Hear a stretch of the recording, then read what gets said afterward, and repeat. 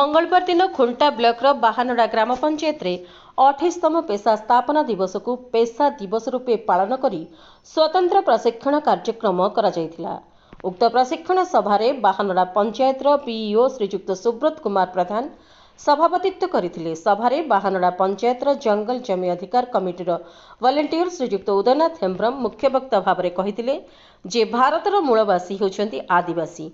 आदिवासी माने बण जंगल को सफा करी जमी तैयारी करथिले एवं निजर गुजराण मेंटाउथिले।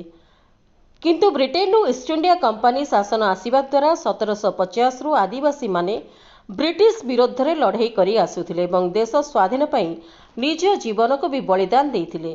किंतु ए पर्यंत आदिवासी देश स्वाधीनता संग्रामी वीर तिलका मुर्मू, सीत मुर्मू, कान्हू मुर्मू, चांद मुर्मू, भायर मुर्मू, फूल मुर्मू, झान मुर्मू एवं अन्य माने इतिहास पृष्ठारु वंचित होउछन्ति। आदिवासी माने जल जंगल जमी उपरे निर्भर करी बसवास करी आसिथिबारु एवं प्रकृति के पूजा करी आसुथिबारु भारत सरकार 24 डिसेम्बर 1996 को पेशा आईन बा पेशा एक्ट पंचायत संप्रसारण संविधान ने लागू कले। पेशा आईन को दुई भाग रे विभक्त करा जायछि, यथा पंचम अनुसूचित क्षेत्र एवं षष्ठ अनुसूचित क्षेत्र बा अंचल। भारत रे 10टा राज्य को पेशा राज्य बोली घोषणा करा जायछि।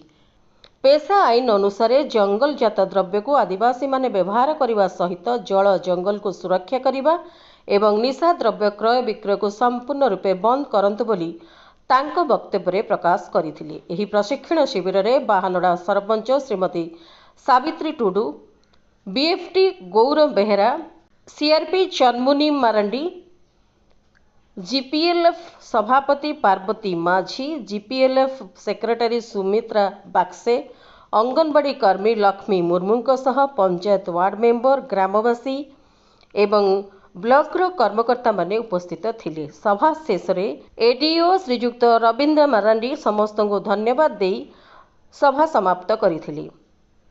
मयूरभंज जिल्लारू Debasmit Chowdhury report, prime TV Odia.